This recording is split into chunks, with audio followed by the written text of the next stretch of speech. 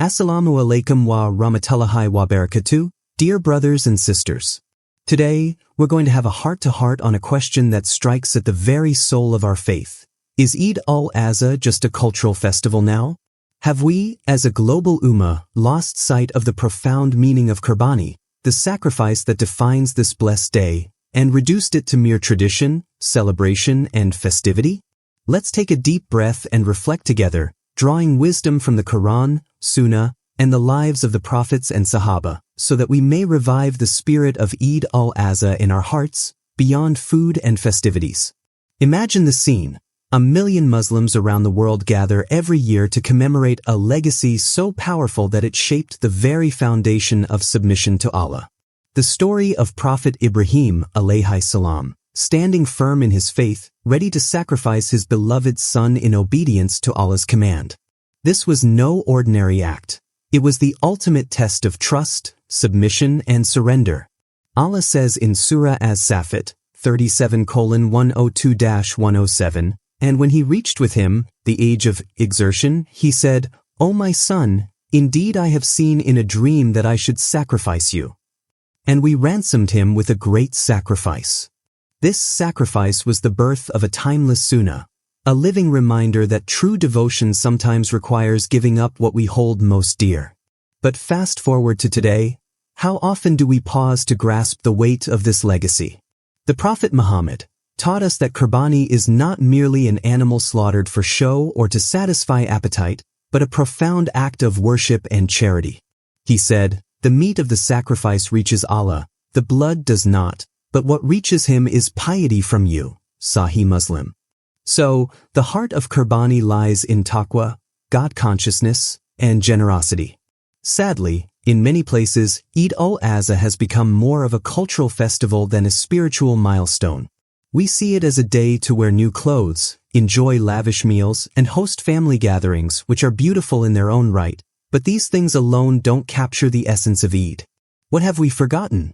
We've forgotten that Qurbani is a bridge connecting us to the prophets, especially Ibrahim and Muhammad, linking our present with a sacred past of unwavering faith. We've forgotten that the sacrifice is meant to teach us empathy, sharing the meat with the poor and needy, spreading love and charity, and purifying our wealth. The Sahaba, the righteous companions of the Prophet, held this deeply. They would compete in generosity, ensuring the poor and neighbors were part of their celebration. For them, Eid was a communal upliftment, not a private feast. So here's a reflection for you. When you see the Qurbani happening in your community or on your screen, do you see it as a spiritual act or just a festive routine? Are we just following cultural customs, or are we reviving the legacy of sacrifice in our souls? The Quran guides us in Surah Al-Hajj 22:36, "And the camels and cattle we have appointed for you as among the symbols of Allah, for you therein is good."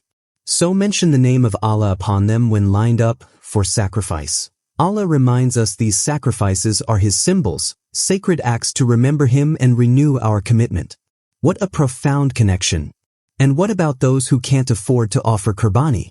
Islam never burdens beyond capacity. The Prophet said, "The most beloved deeds to Allah on the day of sacrifice are the prayers, then the sacrifice itself." Sunan Abu Dawud. So, Eid al-Adha isn't about social status or display. It's about sincere worship and remembrance. Dear brothers and sisters, this is an invitation to reflect. Can we make Eid al-Adha more than a cultural celebration? Can we reawaken the spiritual significance of Qurbani in our hearts and communities? Imagine a world where every Qurbani rekindles our love for Allah, ignites charity, and connects us deeply to our faith's roots. Imagine the impact on our souls and society.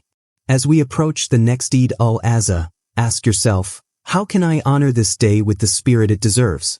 Am I fulfilling the Sunnah in a way that touches my heart and benefits others? Let's pledge to revive Eid al-Adha, not just as a festival, but as a moment of true submission, generosity, and remembrance of Allah's mercy. May Allah accept our sacrifices, forgive our shortcomings, and guide us to live the deen with sincerity and love. Ameen.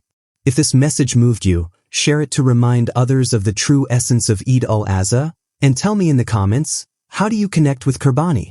Until we meet again, Keep your faith strong and your intentions pure. Assalamu alaikum wa rahmatullahi wa barakatuh.